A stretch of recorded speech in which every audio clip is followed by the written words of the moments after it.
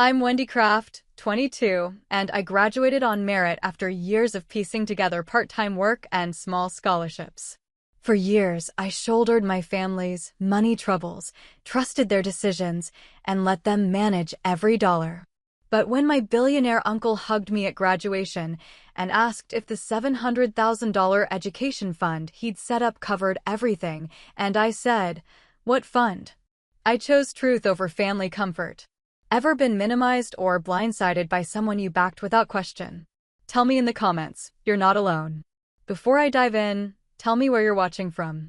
And if you've ever had to stand up for yourself after being wronged, hit like and subscribe for more real stories about boundaries and self-worth. What happened next might surprise you. The conversation ended without resolution, but the dynamic had shifted permanently. They could no longer count on my compliance or my gratitude. I'd learned too much to return to the comfortable ignorance that had made their deception possible, and I was no longer willing to prioritize their comfort over my own need for truth. I called Uncle Richard that evening. His voice when he answered carried no surprise. He'd been expecting to hear from me, waiting to see whether I'd choose loyalty to the people who raised me or loyalty to the truth they'd hidden. "I need to know everything," I told him. "All of it. From the beginning." He sighed, the sound of someone who'd hoped this conversation could be avoided, but knew it was inevitable. "Are you sure? Once you know the full scope of what happened, you can't unknow it. Your relationship with your parents will never be the same." I thought about that warning, understanding its weight. But my relationship with my parents had already been irreparably changed by what I'd learned at graduation. The only question now was whether it would be damaged by partial truth or complete truth. "I'm sure." We arranged to meet the following day at his office, a neutral location where we could talk without interruption or oversight. The building was downtown, sleek and modern, with the kind of understated luxury that spoke to serious money managed by serious people.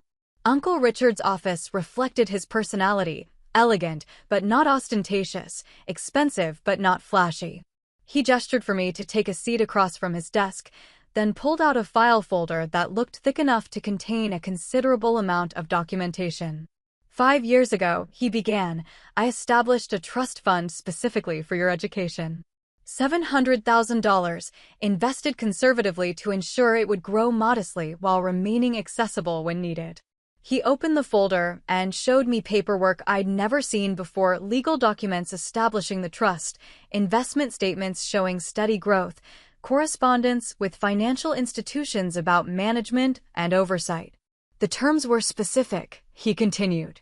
"The money was to be used exclusively for educational expenses, tuition, room and board, books, reasonable living costs during college. Your parents were designated as trustees, with authority to make distributions on your behalf." I studied the documents, seeing my name throughout the legal language, seeing references to my education and my future that had been written when I was 13 years old. Uncle Richard had been planning for my success while I was still figuring out high school algebra. "There was one other important condition," he said. "You were supposed to be informed about the trust during your senior year of high school, in time to make informed decisions about college applications and financial planning." The timeline made perfect sense. Senior year was when students received college acceptance letters, when final decisions about financing needed to be made, when the real costs of higher education became concrete rather than abstract. It was exactly when knowledge about Wendyable resources would be most valuable. "I started asking questions last fall when I realized you weren't applying to schools that should have been obvious choices given your academic record," Uncle Richard said. "When I asked about the scholarship programs I'd heard about, your parents assured me you were aware of all your options." I remembered those conversations, how my parents had quickly redirected discussions about college choices towards safer topics. They'd been managing information flow carefully, keeping Uncle Richard satisfied that I was being properly informed while ensuring I remained ignorant about the resources Wendyable to me. "The military scholarship I mentioned at graduation was my mistake," he admitted. "I'd misremembered some details about how the trust was structured. But when you had no idea what I was talking about, I realized something was seriously wrong." He showed me bank statements and transaction records, documenting the steady depletion of the trust fund over the past 3 years. Withdrawals had been made regularly, always for amounts just below the threshold that would trigger additional oversight or notification requirements. They were careful, Uncle Richard said, his voice carrying a note of grudging professional respect. Never took so much at once that it would raise immediate red flags. Always provided documentation that could plausibly justify the expenditures as educational or family-related expenses. The paper trail told a story of systematic theft disguised as legitimate family financial management. Home renovation costs had been classified as creating a better study environment for me. Vacation expenses had been justified as educational travel. My mother's medical bills had been paid from the trust, despite the fact that insurance coverage and their own resources should have been sufficient. How much is left? I asked, though I suspected I already knew the answer. About $15,000, Uncle Richard said. Enough to cover your first semester textbooks, if you're careful about buying used copies. The scope of their betrayal was staggering. They'd stolen nearly $700,000 from their own daughter, money that had been specifically set aside to ensure I could pursue any educational opportunity one wanted without financial constraint. They'd done this while simultaneously constructing an elaborate performance about their own sacrifices and financial struggles. What happens now? I asked. Uncle Richard's expression hardened. Now I have a decision to make about how to handle people who stole money from a trust account and lied about it for years. If they weren't family, this would be a straightforward case of embezzlement and fraud. The legal implications hadn't occurred to me, but they were obvious once stated. My parents hadn't just betrayed family trust, they'd committed actual crimes. Fiduciary responsibility, breach of trust, possibly wire fraud if any of the transactions had crossed state lines. What do you think I should do? I asked. Uncle Richard leaned back in his chair, studying me with the same careful attention he'd paid to financial documents. That depends on what kind of person you want to be and what kind of family you want to have going forward. The choice he was offering was between justice and family harmony, between holding people accountable for their actions and maintaining relationships that could never again be based on genuine trust. It was the kind of decision that would define not just my immediate future, but the kind of adult I became. I thought about my parents at home, probably sitting in the same living room where we'd had our confrontation, wondering whether their daughter would choose them or choose the truth. I thought about graduations and celebrations, about the years of manipulation disguised as care, about scholarship essays I'd written describing financial hardships that had never actually existed. I want them held accountable, I said. Whatever that looks like, whatever the consequences are. They made their choices. Now they can live with the results. Uncle Richard nodded, as if he'd expected this response, but wanted to hear it stated clearly. Once this starts, it's going to get ugly quickly. They'll blame you for destroying the family. They'll tell everyone who'll listen that you chose money over loyalty. I considered that prospect, the inevitable fallout that would come from choosing truth over comfort. But the alternative, pretending nothing had happened, allowing them to escape consequences for stealing my future, felt like betraying myself in ways that would echo for decades. Let them blame me, I said. At least I'll know I'm not protecting people who treated me like a mark in their own con game. Uncle Richard began making phone calls that afternoon.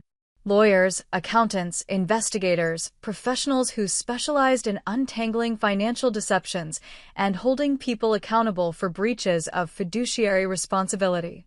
Within 48 hours, my parents received formal legal notification that their management of the trust was under investigation. The reaction was swift and predictable. My father called me at work, his voice shaking with anger and disbelief. How could you do this to us? After everything we've sacrificed for you, this is how you repay us. The irony was breathtaking.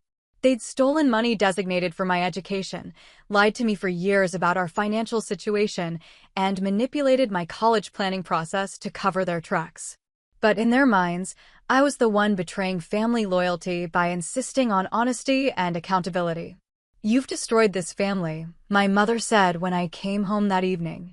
She was standing in the kitchen, her face streaked with tears, holding legal documents like evidence of my cruelty. Your own parents. We loved you, we provided for you, we gave you everything we could. I looked around the kitchen, seeing it with new eyes. The appliances that had been upgraded with money stolen from my education fund. The countertops that had been renovated while I worked part-time jobs to contribute to college costs that should never have existed. The comfortable middle-class lifestyle they'd maintained while constructing elaborate stories about financial struggle. You gave me lies, I said. You gave me guilt about expenses that didn't exist and gratitude for sacrifices that were never made. You gave me a completely false understanding of our family's situation so you could steal money that wasn't yours. They wanted me to feel sorry for them, to prioritize their comfort over the consequences of their own choices. But I'd spent too many years feeling grateful for manipulations disguised as care. Their tears didn't change what they'd done, and their disappointment in me didn't alter the facts Uncle Richard's investigation was uncovering. The legal process unfolded with methodical precision. Bank records were subpoenaed, transaction histories were analyzed, documentation was compared against the terms of the trust agreement. Every withdrawal, every expenditure, every justification my parents had provided was scrutinized by professionals who specialized in detecting financial fraud. The evidence was overwhelming and undeniable. Over 3 years, my parents had systematically diverted nearly $700,000 from an account designated specifically for my education. They'd used false documentation, misleading expense reports, and outright lies to cover their theft. The paper trail revealed a pattern of deception that went far beyond simple family financial management. Uncle Richard's lawyers presented my parents with a choice: full restitution plus penalties, or criminal prosecution for embezzlement and breach of fiduciary duty. The threat of jail time concentrated their minds wonderfully, forcing them to confront the reality that their actions had legal consequences that extended beyond family drama. They tried negotiating, pleading, making appeals to family loyalty and shared history. But Uncle Richard's response was inflexible: return the money or face prosecution. There were no alternatives, no middle grounds, no opportunities for partial accountability.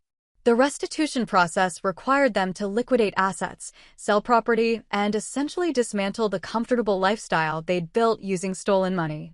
Their house went on the market, their investment accounts were emptied, their retirement plans were sacrificed to repay debts they'd created through their own choices. Extended family members began taking sides, some supporting my parents and others recognizing that financial crimes couldn't be ignored simply because they occurred within families. Holiday gatherings became battlegrounds, with relatives arguing about loyalty versus accountability, family harmony versus justice. I watched it all with a mixture of sadness and satisfaction. Sadness because the family I'd grown up in was disintegrating, because relationships I'd valued were being destroyed by revelations I could no longer ignore. Satisfaction because people were finally being held accountable for actions they'd taken in secret, because consequences were finally matching choices. My parents' friends, the people they'd bragged to for years about their sacrifices and their daughter's achievements, began distancing themselves as the full scope of the deception became clear. The narrative they'd constructed about struggling parents supporting their child's dreams collapsed under the weight of documented evidence about stolen trust funds and fabricated financial hardships. The social cost of their choices extended far beyond legal penalties. They'd built their reputation on lies that were now being exposed publicly, creating embarrassment that would follow them for years. People who'd admired their supposed sacrifices now saw them as thieves who'd stolen from their own daughter. 6 months after graduation day, Uncle Richard presented me with a restored trust fund, slightly smaller than the original due to legal fees and recovery costs, but sufficient to cover any educational expenses I might have. The money came with new management terms, new oversight provisions, and new trustees who had no personal interest in diverting funds for other purposes. "This should have been yours all along," he said, handing me account statements that showed my name as the sole beneficiary. "I'm sorry it took so long to get it back where it belonged." I stared at the numbers, seeing my future transformed once again. Graduate school, professional programs, international study opportunities, all of it was suddenly possible in ways I'd never imagined during high school. The restrictions my parents had imposed through their lies had been lifted, revealing possibilities they'd hidden from me for years. But the victory felt complicated. I had my money back, my parents were being held accountable, and the truth about my family's finances was finally exposed. Justice had been served in the most complete way possible. Yet the cost had been the destruction of relationships that had shaped my entire life, even if those relationships had been built on foundations of deception. My parents remained unrepentant, convinced that they were victims of my disloyalty rather than architects of their own downfall. They'd lost their house, their savings, their reputation, and their relationship with their only child, but they maintained that they'd been trying to help the family through difficult times, and that my reaction was disproportionate to their mistakes. The gap between their perception and reality was too wide to bridge. They saw themselves as well-intentioned parents who'd made some questionable financial decisions.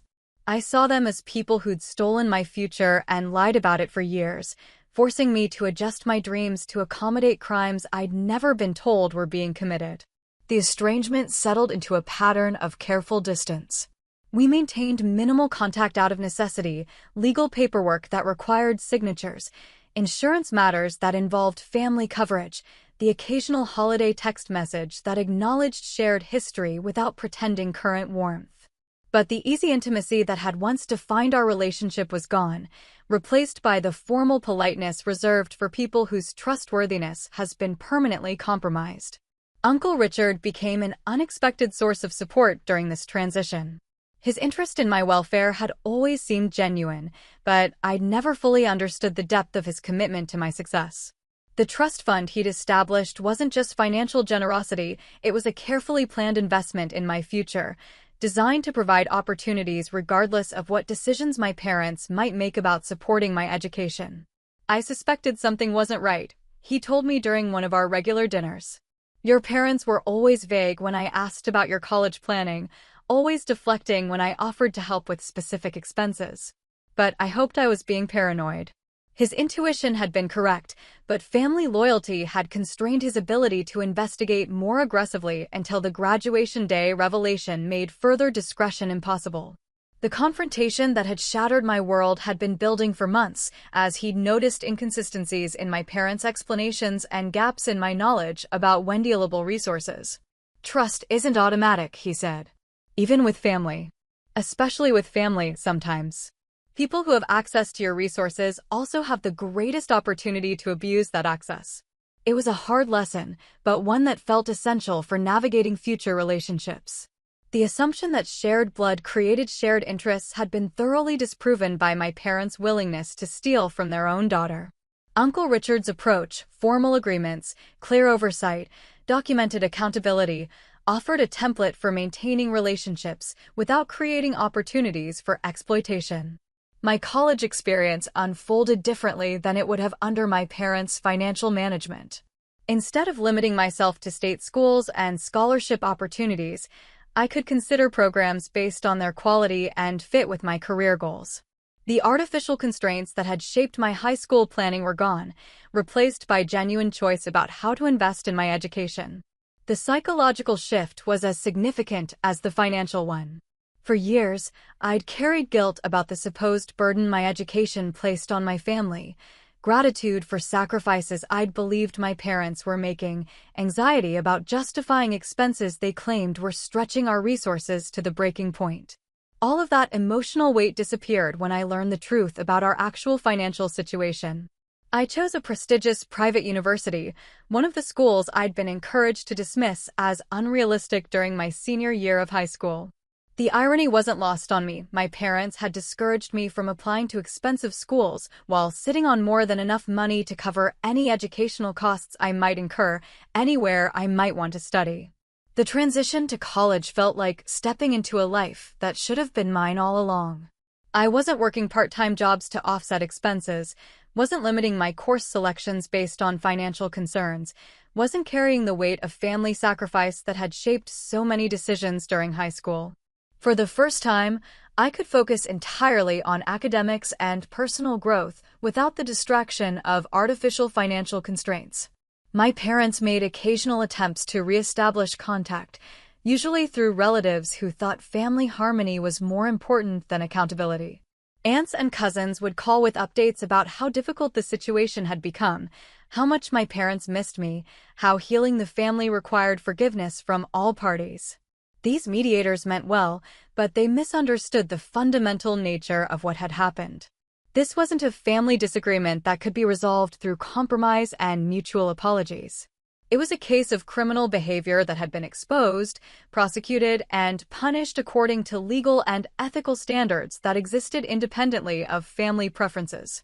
They made mistakes, my aunt said during one particularly persistent reconciliation attempt. But they're still your parents. Don't you think you've punished them enough? The question revealed a common misunderstanding about accountability and consequences.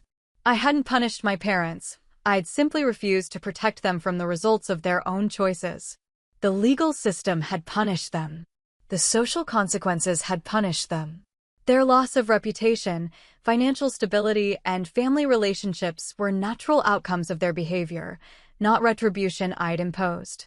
My refusal to minimize their crimes or pretend they hadn't happened wasn't cruelty. It was a boundary that protected my own integrity and prevented future exploitation.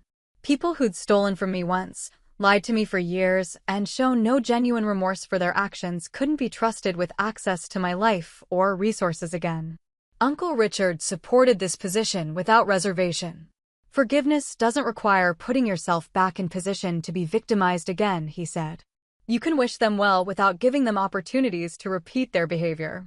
His perspective reflected hard-won wisdom about family relationships and financial boundaries. He'd seen too many cases where misplaced loyalty enabled ongoing exploitation, where people prioritized family harmony over personal protection and suffered predictable consequences. The college years passed with steady progress toward goals that had once seemed impossibly distant. Graduate school became a realistic option. Professional opportunities opened up that would have been foreclosed by the financial limitations my parents had artificially imposed.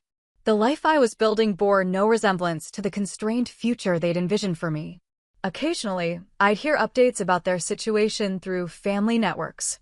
They'd moved to a smaller apartment after losing the house, taken jobs that barely covered their basic living expenses, struggled with the financial and social consequences of their choices for years after the initial legal settlement.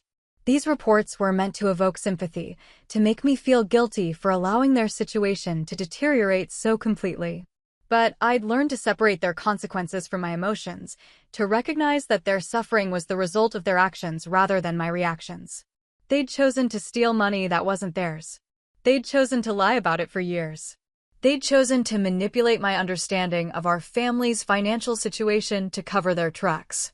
They'd chosen to prioritize their immediate desires over my long-term interests, their comfort over my trust, their convenience over my opportunities. Every difficulty they faced afterward flowed directly from those choices. I'd simply refused to shield them from reality, declined to sacrifice my own interests to preserve illusions that had never served me, rejected the idea that family loyalty required enabling criminal behavior. The path they'd taken had been entirely their own. The destination they'd reached was exactly where those choices led. Time has a way of clarifying perspectives that seem complicated in the moment. 5 years after graduation day, I can look back at the destruction of my family relationships with something approaching equanimity. The sadness remains. I genuinely loved the people who raised me, believed in the stories they told about our life together, trusted them to act in my best interests even when those interests conflicted with their desires. But the sadness is clean now, uncomplicated by guilt or regret about my own choices. I'd responded to betrayal with honesty, to theft with accountability, to manipulation with boundaries. The consequences that followed weren't punishments I'd imposed, but natural results of actions my parents had taken freely and secretly for years. Uncle Richard and I developed a relationship based on the principles he'd tried to teach me during those early conversations about trust and verification. We meet regularly, discuss my career progress and his business interests, maintain the kind of straightforward communication that becomes possible when both parties understand that affection doesn't eliminate the need for clear agreements and honest accounting. He never pressured me to reconcile with my parents, never suggested that family harmony was more important than personal integrity. His own experience with family financial arrangements had taught him that good intentions without proper oversight created opportunities for abuse. That trust without verification was simply naivety dressed up in emotional language. "You did the right thing," he told me recently over dinner. It took courage to choose truth over comfort, accountability over family peace. A lot of people wouldn't have been strong enough to make that choice. I appreciate his support, but I've come to understand that I didn't really have alternatives. Once I learned what my parents had done, once I understood the scope of their deception and the impact on my life, maintaining the illusion of normal family relationships would have required betraying myself in ways that felt impossible. The person I became through this experience, more cautious about trust, more insistent on transparency, more willing to enforce boundaries even when enforcement creates conflict. That person couldn't have pretended that theft and lies were acceptable within families while being unacceptable everywhere else. My parents and I still exist in each other's lives in the most minimal way possible. We exchange Christmas cards with generic messages, acknowledge each other's birthdays with brief text messages, maintain the kind of distant courtesy that prevents complete estrangement while acknowledging that genuine relationship is no longer possible. They've never apologized in any meaningful way, never acknowledged that their actions were criminal rather than merely poor judgment, never shown understanding of how their choices affected my trust in relationships generally. Their version of events remains that they were trying to help the family through difficult times and that my reaction was disproportionate to their mistakes. This ongoing denial makes reconciliation impossible, but it also makes me confident that distance is the right choice. People who steal money and then reframe theft as family assistance, who lie for years and then characterize exposure as betrayal, who face legal consequences for criminal behavior and still see themselves as victims. Those people haven't learned anything that would prevent similar behavior in the future. My career has flourished in ways that wouldn't have been possible under the financial constraints my parents had tried to impose. Graduate school, professional development opportunities, networking events, travel for conferences and training. All the investments in human capital that open doors and create possibilities became undealable when I gained access to resources that should have been mine from the beginning. The life I've built looks nothing like the modest, constrained future my parents had envisioned for me during high school. Their attempts to limit my options by concealing undealable resources failed completely once the truth emerged, but the years of unnecessary limitation and artificial struggle left marks that persist even now. I'm more suspicious of people's motives, more insistent on documentation and verification, more alert to gaps between what people say and what they do. These aren't necessarily negative changes, they're protective adaptations that serve me well in professional and personal contexts, where trust needs to be earned rather than assumed. But they're also barriers to the kind of easy intimacy that comes naturally to people who haven't learned to question the motives of those closest to them. I approach new relationships with wariness that some people find off-putting, maintain emotional distance that prevents the kind of vulnerability that deepens connections over time. Uncle Richard understands this tendency, having developed similar protective instincts through his own experiences with family financial arrangements. Trust is rebuilt slowly, he reminds me when I express frustration with my own caution. You'll know when you meet someone who deserves it. I hope he's right. The alternative, a life of permanent emotional distance, relationships that never develop beyond careful cordiality, the inability to believe fully in anyone's good intentions, feels like allowing my parents' betrayal to continue damaging me long after they've lost the power to do direct harm. The money they stole has been replaced and invested wisely. The educational opportunities they tried to limit became undealable and were seized enthusiastically. The career prospects they would have constrained through their artificial limitations flourished once genuine choice became possible. But trust, once broken so thoroughly by the people who were supposed to protect and nurture it, proves harder to restore than financial accounts or professional opportunities. That may be the most lasting damage from their choices, not the money they took or the lies they told, but the wariness they created in someone who'd once believed that family love was sufficient protection against exploitation. Still, I sleep well at night. I built the life I wanted using resources that were rightfully mine, made decisions based on accurate information rather than manipulative fiction. succeeded according to standards that reflect my actual capabilities rather than artificial constraints imposed by people who'd stolen my opportunities while claiming to support them. The family I lost was built on lies that couldn't be sustained once exposed. The relationships that ended weren't based on mutual respect and honesty, but on my ignorance and their ability to manipulate that ignorance for their benefit. What was destroyed wasn't worth preserving, and what replaced it, a smaller circle of more trustworthy relationships, provides the kind of support that doesn't require deception to maintain. My parents chose their path when they decided to steal money intended for their daughter's future. Everything that followed was simply the natural consequence of that choice, playing out according to rules they understood but hoped they could avoid. They weren't victims of my intransigence or Uncle Richard's vindictiveness. They were people who'd committed crimes and discovered that family relationships don't provide immunity from accountability. I chose my path when I decided that truth was more important than family harmony, that accountability mattered more than peace, that my integrity was worth more than their comfort. The life that choice created may be more solitary than it might otherwise have been, but it's built on solid ground rather than the shifting foundation of lies and manipulation that had supported everything that came before. It's enough. It's more than enough. It's exactly what I deserved all along. I grew up in a house where money was always the elephant in the room. Not because we had too much of it, but because we supposedly had too little. Every conversation seemed to circle back to our financial struggles, every decision filtered through the lens of what we could or couldn't afford. My parents had perfected the art of the heavy sigh, the meaningful pause before explaining why something I wanted was simply out of reach. "We're doing everything we can to give you opportunities," my mother would say, her voice carrying that particular strain that suggested noble sacrifice.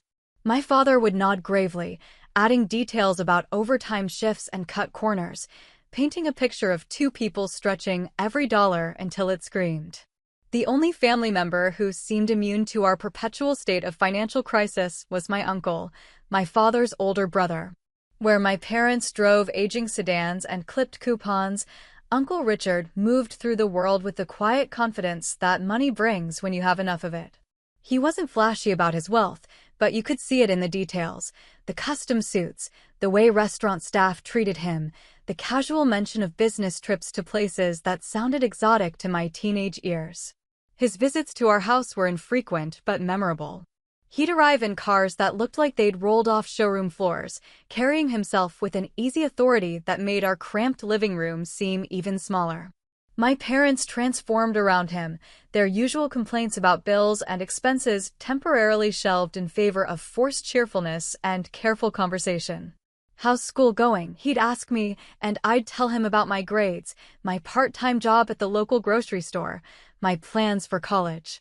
He listened with the kind of attention that made me feel important, asking follow-up questions that showed he remembered details from previous conversations.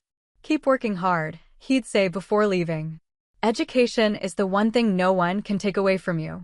My parents would beam with pride during these exchanges, steering the conversation toward my achievements whenever possible. They'd mention my honor roll status, my perfect attendance, how mature and responsible I was with my part-time job earnings.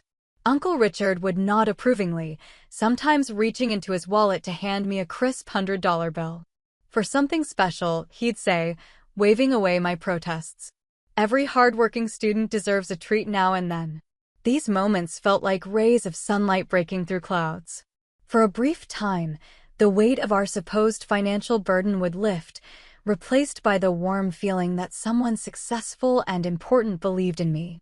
My parents would remind me repeatedly how fortunate I was to have such a generous uncle, how important it was to make him proud of the family name. The message was clear: Uncle Richard was our connection to a better life, a reminder that success was possible even if it felt impossibly distant from our daily reality. My father would tell stories about their childhood, how Richard had always been the ambitious one, the brother who saw opportunities where others saw obstacles. "He started with nothing, just like us," my father would say. "But he had vision. He took risks. That's why he's where he is today." I absorbed these lessons about hard work and determination, applying them to my own life with the fervor of someone who believed effort alone could bridge any gap. I studied harder than my classmates, worked extra shifts at the grocery store, saved every penny I could toward my college fund.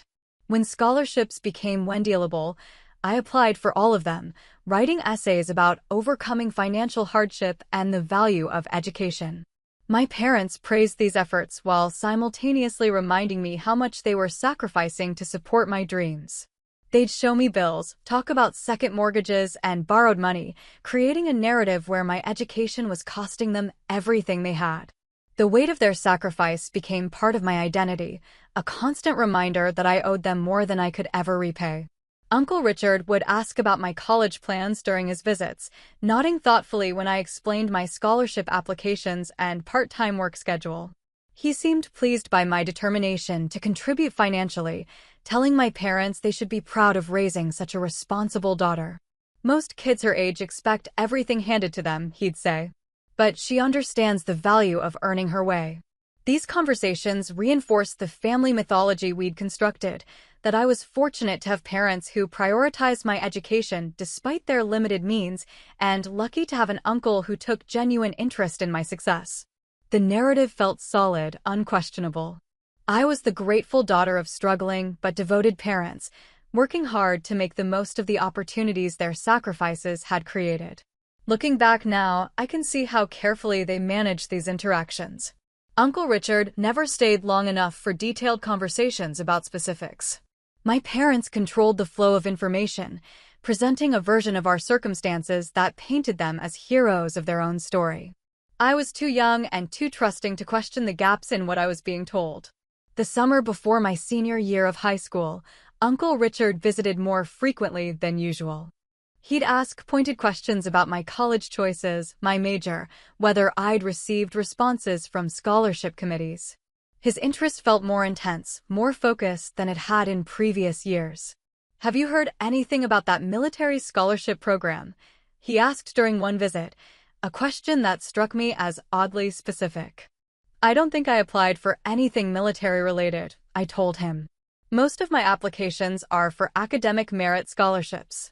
He nodded thoughtfully, but didn't pursue the topic further. My parents changed the subject quickly, steering the conversation toward my recent achievement as valedictorian. But something in the air had shifted, a tension I couldn't quite identify. That feeling would prove prophetic. The foundation of everything I believed about my family, about my circumstances, about the sacrifices being made for my future, all of it was about to crumble in the space of a single conversation on what should have been the proudest day of my life. I graduated with highest honors, ready to take on the world with the confidence that comes from earning your way through honest effort. I had no idea that the ground beneath my feet was already shifting, that the truth waiting for me would redefine everything I thought I knew about the people who raised me and the uncle who had quietly watched over my progress from a distance. The warning signs had been there all along, but I was too close to the situation to recognize them for what they were.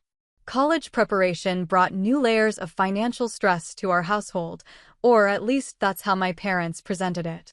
They'd sit at the kitchen table with stacks of papers, whispering in urgent tones about tuition costs and living expenses, occasionally throwing out numbers that made my stomach clench with anxiety. "State school is really our only option," my mother would say, her voice heavy with resignation. "Even with scholarships, the private colleges are just too expensive." I'd accepted this reality without question, adjusting my expectations accordingly. When acceptance letters arrived from schools I'd dreamed of attending, my parents would examine them with the kind of careful scrutiny usually reserved for legal documents. They'd focus immediately on the financial aid packages, comparing numbers and shaking their heads at what they deemed insufficient support. "Look at this," my father would say, pointing at figures that meant nothing to me. Even with their so-called generous aid package, we'd still be looking at $40,000 a year out of pocket. There's just no way. I learned not to push back on these assessments. When I'd suggest taking out additional student loans or finding more part-time work, they'd explain patiently why such solutions were unrealistic or dangerous. They painted themselves as protective parents shielding me from financial burdens that could cripple my future, making decisions based on wisdom and experience I couldn't yet understand. But certain details didn't quite fit the narrative they'd constructed. Our house might have been modest, but it was well-maintained and comfortable. We took family vacations every summer, nothing extravagant, but more than many families in genuinely difficult financial situations could afford. My parents drove older cars, but they were reliable, and when major repairs were needed, the money seemed to appear without the dramatic crisis I'd expect from truly cash-strapped people. More puzzling were the conversations that stopped abruptly when I entered rooms. I'd catch fragments of discussions about accounts and transfers, words that seemed at odds with their constant emphasis on our tight budget. When I asked direct questions about our finances, hoping to understand how I could contribute more effectively to my college fund, they'd deflect with vague answers about adult responsibilities I wasn't ready to handle. "You don't need to worry about the details," my mother would say. "Your job is to focus on your studies and let us handle the money side of things." This arrangement felt reasonable at the time. I was 17 years old, working part-time, maintaining a perfect GPA, and applying for every scholarship opportunity one could find. My parents seemed competent and caring, if somewhat stressed by the financial pressures of supporting my educational ambitions. I trusted their judgment about what we could and couldn't afford. Uncle Richard's visits during this period took on a different quality. He'd ask more detailed questions about my college search, wanting to know which schools I was considering and why. When I'd explain that we were limiting options based on cost, he'd listen with an expression I couldn't quite read, something between surprise and concern.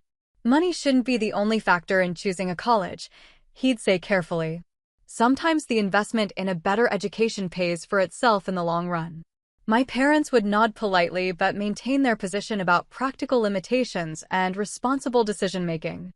They'd steer conversations away from specific dollar amounts, keeping discussions general and philosophical rather than allowing Uncle Richard to delve into the actual numbers involved in my college planning. These interactions left me with a vague sense of missed connections, as if important information was being communicated in a language I didn't speak. Uncle Richard seemed to want to offer more concrete help, but my parents maintained careful control over these conversations, positioning themselves as the gatekeepers of all decisions related to my future. The scholarship applications became another source of confusion. I'd spent months researching opportunities and crafting essays, applying for everything from academic merit awards to need-based grants. My parents helped with some of the paperwork, particularly anything requiring detailed financial information they insisted I wasn't qualified to handle. "These forms are incredibly complicated," my father would explain. "One mistake could disqualify you entirely. Better to let us handle the technical parts." I'd receive acknowledgement letters for various applications, but the follow-up communications seemed to bypass me entirely. When I asked about status updates or award notifications, my parents would give vague responses about processing delays and administrative complications. They assured me that everything was being handled properly, that I'd be informed immediately if any significant funding became undealable. The pattern of information control extended to other areas of college preparation. I wasn't allowed to see actual tuition bills or financial aid communications from schools. My parents insisted this was to protect me from unnecessary stress, that they were managing all the administrative details so I could concentrate on finishing high school strong. "Senior year is challenging enough without worrying about bureaucratic paperwork," my mother would say. "We want you to enjoy these last few months before everything changes." This protectiveness felt caring at the time, evidence of parents who understood the pressures I was facing and wanted to shield me from additional burdens. I appreciated their willingness to handle the complicated adult responsibilities while I focused on academics and college preparation. But the boundaries they'd established around financial information created blind spots in my understanding of our actual situation. I knew we were struggling, but I didn't know the specifics. I knew college would be expensive, but I didn't know exactly how expensive or what resources we had available to cover those costs. I knew my parents were making sacrifices, but I didn't know what those sacrifices actually entailed. Uncle Richard's behavior during this period makes more sense in hindsight. His questions weren't casual family interest, they were fact-finding missions, attempts to understand whether the assistance he'd provided was reaching its intended destination. But I was too naive to recognize the investigation happening around me, too trusting to question why the adults in my life seemed to be operating with different sets of information. The truth was preparing to surface, gathering momentum like an Wendy Lanch waiting for the right trigger to bring everything crashing down.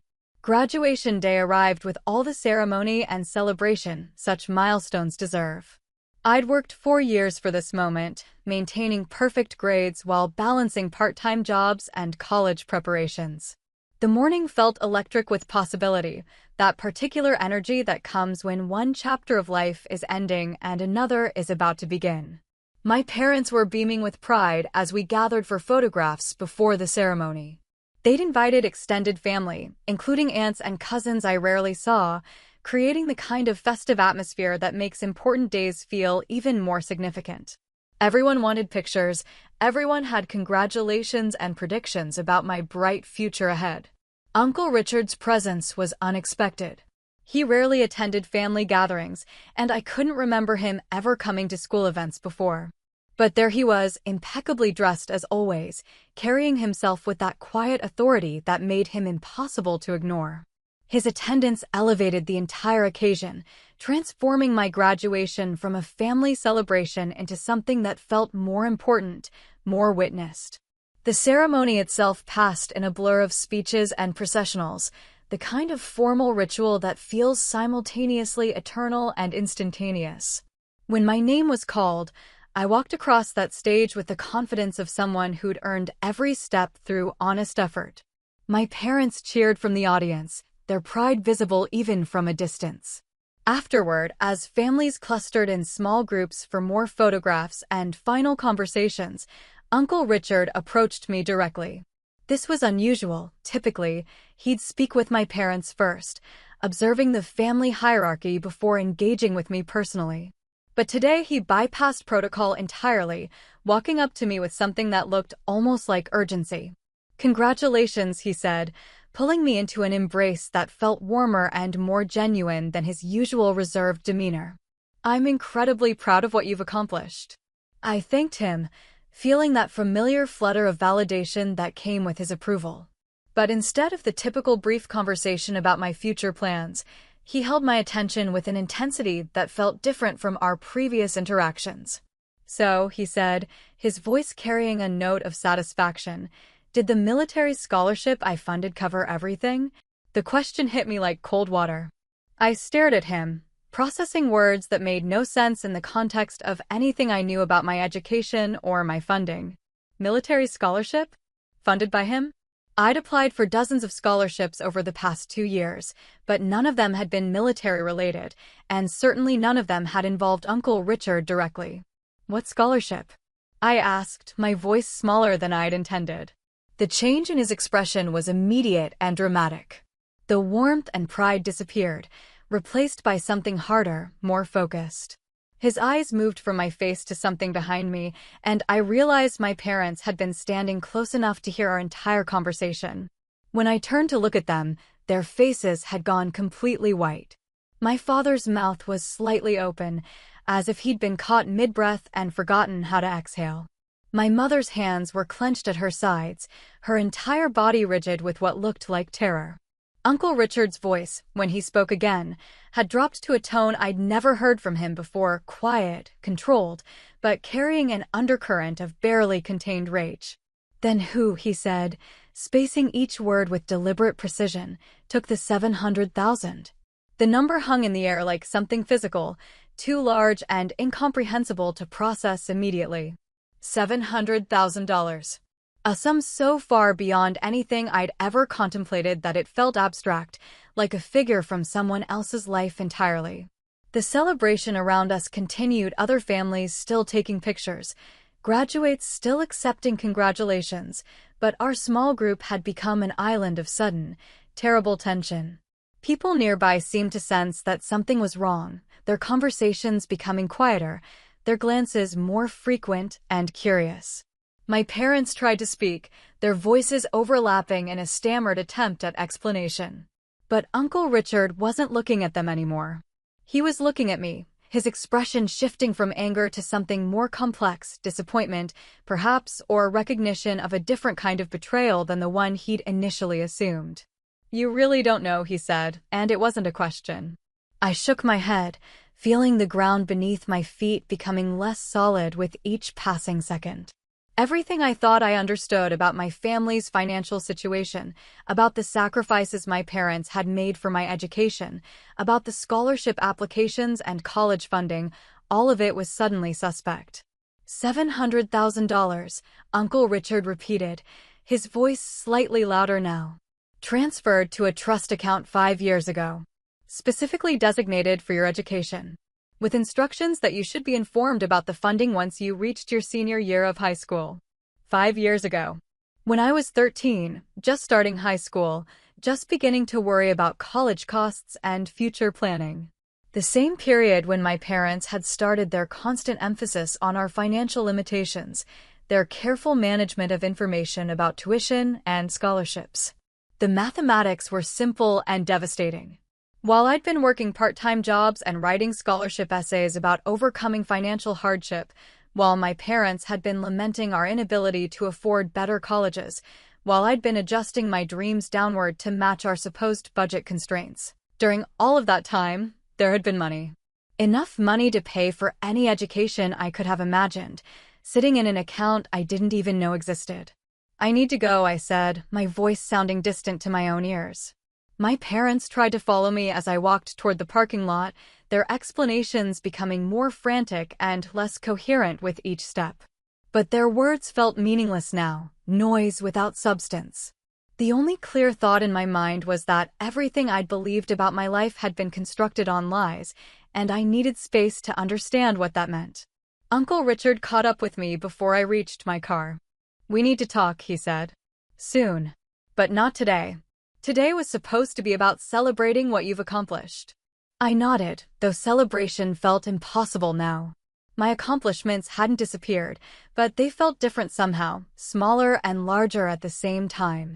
Smaller because they'd been built on a foundation of unnecessary struggle, larger because I'd achieved them despite manipulations I hadn't even known existed. The drive home was silent.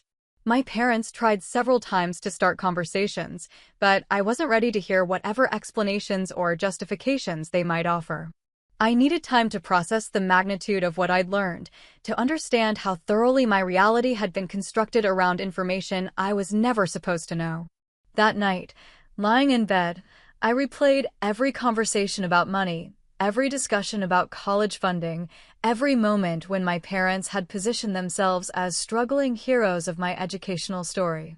The scholarship applications I'd spent months perfecting, the essays about financial hardship I'd crafted with such care, the part-time jobs I'd taken to contribute to my college fund, all of it had been unnecessary theater, performed for an audience that included the very people who could have ended the performance at any time. $700,000. The number felt surreal, but its implications were becoming clearer with each hour that passed. This wasn't just about money. This was about control, about the careful construction of a reality designed to serve purposes I was only beginning to understand. The aftermath of graduation day stretched into weeks of careful silence. My parents attempted to return to normal routines, but the elephant in the room had grown too large to ignore. They'd prepare breakfast and comment on the weather, ask about my summer work schedule, and discuss plans for freshman orientation, all while avoiding any mention of the conversation that had shattered our family's carefully maintained fiction. I found myself studying them with new eyes, looking for signs I'd missed, evidence of the deception that had shaped my entire high school experience. The signs had been there all along. I realized subtle inconsistencies that I'd explained away because I trusted the people raising me to tell me the truth about our circumstances. The family vacations we'd taken every summer suddenly looked different in context. Not extravagant, but certainly not the kind of trips families in genuine financial crisis could afford. The home repairs that had appeared to strain our budget but somehow always got completed. The way my parents' stress about money seemed to intensify around college planning seasons, but never extended to genuine panic about basic necessities like housing or food. Most telling was their behavior around paperwork. I'd attributed their careful control over financial documents to protectiveness, but now it seemed more like information management. They'd kept me from seeing the actual numbers involved in college costs, the real terms of financial aid packages, the specific details of scholarship applications and responses. Every barrier they'd erected around financial information suddenly looked calculated rather than caring. The trust account Uncle Richard had mentioned haunted my thoughts. $700,000, designated specifically for my education, with instructions that I should have been informed during my senior year. The timing wasn't coincidental. That was exactly when college decisions needed to be made, when funding sources would become critically important for planning purposes. Instead, I'd spent senior year accepting limitations that didn't exist, adjusting my dreams to match constraints that had been artificially imposed. I'd written scholarship essays about financial hardship while sitting on more educational funding than most students could ever imagine. I'd worked part-time jobs to contribute to college costs that could have been covered entirely by money that was already mine. The manipulation was sophisticated and thorough. My parents had constructed an entire narrative about sacrifice and struggle that served their purposes while keeping me grateful and compliant. They'd positioned themselves as heroes making difficult choices for my benefit, when in reality they'd been intercepting resources intended for me and using my ignorance as cover for their actions. 3 weeks after graduation, I finally confronted them directly. I'd spent enough time processing the initial shock to have clear questions and enough resolve to demand honest answers. I found them in the living room after dinner, watching television with the studied normalcy they'd been maintaining since the graduation ceremony. "We need to talk about the money," I said, making my voice as calm and steady as possible. The change in the room's atmosphere was immediate. My father reached for the remote and muted the television, while my mother's hands went to her lap in a gesture that looked defensive. They'd been expecting this conversation, preparing for it, but their discomfort was obvious. "Honey," my mother began, her voice taking on the patient tone she used when she wanted to explain something complicated. "There were some misunderstandings at graduation. Uncle Richard was confused about certain arrangements." $700,000, I interrupted.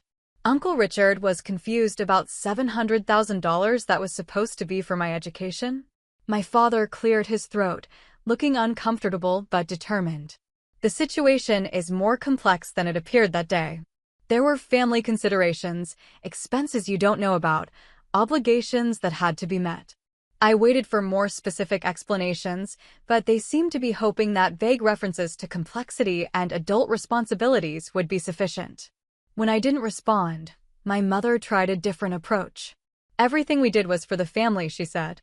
"You have your degree, you're ready for the future, and we managed to handle all the complicated financial arrangements without burdening you with adult worries. Isn't that what parents are supposed to do?" The logic was circular and self-serving, designed to reframe theft as protection and deception as care. They wanted credit for shielding me from burdens they'd created by stealing resources that would have eliminated those burdens entirely. "Where did the money go?" I asked. Another exchange of glances, another pause while they calculated how much truth they could avoid sharing. "Home improvements," my father said finally.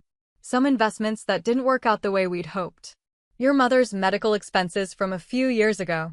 Family emergencies that required immediate attention." I remembered my mother's medical issues, a series of tests and treatments that had been concerning, but not catastrophic. Insurance had covered most of the costs, and while there had been some stress about co-pays and deductibles, it hadn't seemed like a financial disaster at the time. "How much of it is left?" I asked. The silence that followed was answer enough. They'd spent money that wasn't theirs, money that had been designated for specific purposes, money that came with clear instructions about disclosure and usage. They'd gambled with my future and lost, then spent years constructing elaborate justifications for their choices. "We can work something out," my mother said, her voice becoming smaller. "Uncle Richard is being unreasonable about this, making it sound worse than it really is. Families help each other." That's what we were doing, helping the family through difficult times. But their definition of family help seemed to flow in only one direction. They'd helped themselves to resources intended for me, helped themselves to decision-making authority that should have been mine, helped themselves to years of gratitude for sacrifices that had never actually been made. "I'm going to tell Uncle Richard everything I know about this," I said. The threat hung in the air like smoke. My parents exchanged another look, this one more desperate than the previous ones. They understood that Uncle Richard's reaction to their deception had been constrained by uncertainty about my involvement. Once he knew I'd been kept in the dark entirely, that I'd been as much a victim of their manipulation as he had been, his response was likely to become much more severe. "You don't understand what that would do to this family," my father said, his voice carrying the first note of real panic I'd heard since graduation day. But I was beginning to understand exactly what it would do to the family. It would force honesty into relationships built on deception. It would hold people accountable for choices they'd made in secret. It would ensure that consequences finally matched actions, even if those consequences were uncomfortable for everyone involved.